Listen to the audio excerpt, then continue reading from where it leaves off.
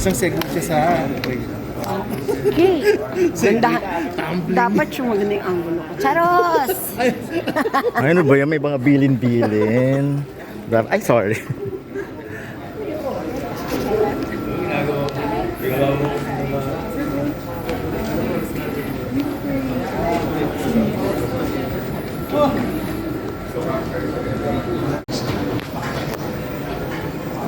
Blah, blah, blah, blah, blah, blah. And then, ang sunod, the three of you will go here. Go to this part. So, introduce, labas na sila, Salve, lahat. And then, tinawag si Janine to accept the award. Janine, you come here, bring your mic. Speech. Ayan, We BTS. introduce presenters. Okay, first, bumaba. Preset parati ha, pag pumunta doon. And then yung last part, we'll just do the last part for the blocking. So again, parang yung tableau na yan, nandito na kayong tatlo. Yeah. And to cap tonight's evening,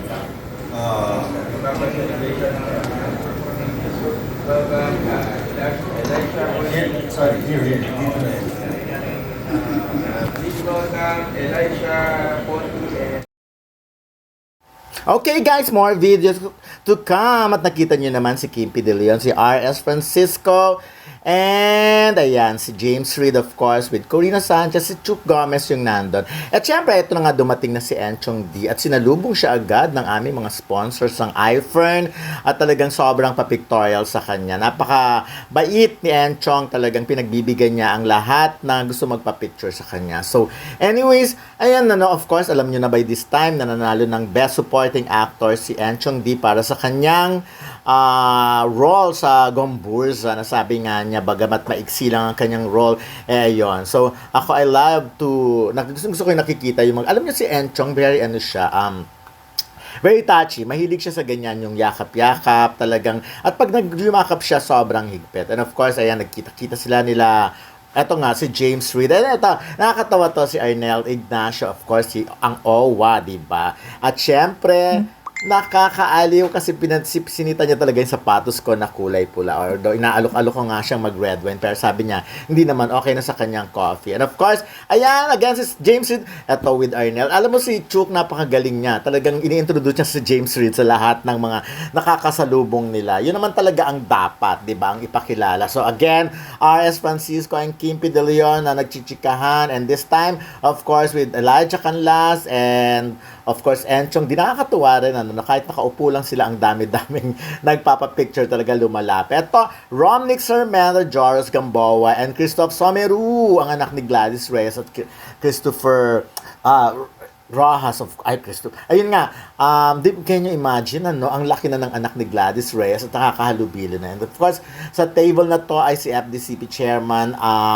Joey Reyes, of course, rin siyang mahusay na direktor. And of course, is mga icon ng EDI, si Gina Alahar, si Max Eigenman yun, na nanalo ring Best Actress sa amin last year. And this time nga pala, si Elijah Canlas and Nikki Valdez. Si Elijah Canlas, tinanggap niya yung award niya last year kasi hindi siya naka-attend last year. So this year lang siya, ngayon niya lang natanggap ang kanyang trophy. But anyways, at this point, ito, announcement na rin ito ng mga Best Supporting Actor and Best Supporting Actress. At ako nakikita ko kasi gustong-gusto ko itong mga behind the scenes na hindi nakikita sa camera or sa TV. Pero anyways, bago yan, panoorin nyo of course sa July 14 sa All TV 10 p.m. ang delayed telecast ng The Seventh Eddies. Ayan, so ito na yon yung in-announce na nga na si Enchong D ang nanalong Best Supporting Actor. May iba akong vlog na papakita ko naman yung mga speech nila kung gaano sila ka-emotional.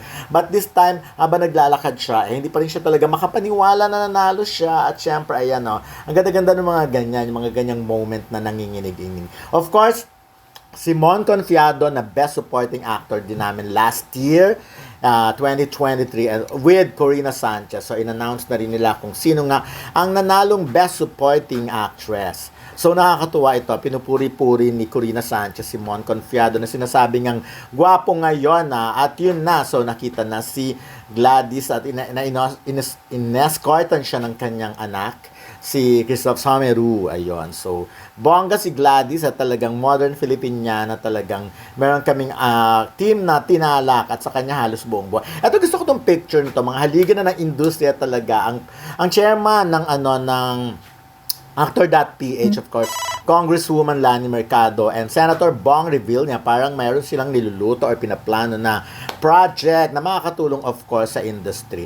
Eto naman, nakita ko lumapit si Leandro Valdemor kay Romnick Sarmenta. Si Leandro ang gumawa ng trophy ng the 7th Eddies na talagang gustong-gusto ng mga artista. Tuwang-tuwa sila, talagang kinuha nila talaga at inuwi sa kanilang mga bahay at ang iba talagang yakap-yakap. Napakaganda naman kasi talaga ng trophy namin ngayon, ng the Eddies, ng the 7th Eddies. Of course, Piolo Pascual and Gina Alahar by this time. So, ina-announce na nila ang nanalo naman para sa Best Director and Best Picture, yung mga ganyan. So, meron na mga ganyan. Ay, actually, muna yun nga, Best Director. Of course, wala si Direk June Lana, kaya si Direk Percy Indala nang tumanggap. Of course, sinamahan siya ng mga bida ng pelikula nga na Best Picture na sila Romnick Sarmenta and Elijah Canlas. Sila mga bida dyan, at yun nga, bongga ang role nila doon. Magjowa doon. Ayun, Best Picture, nakita nyo naman. So,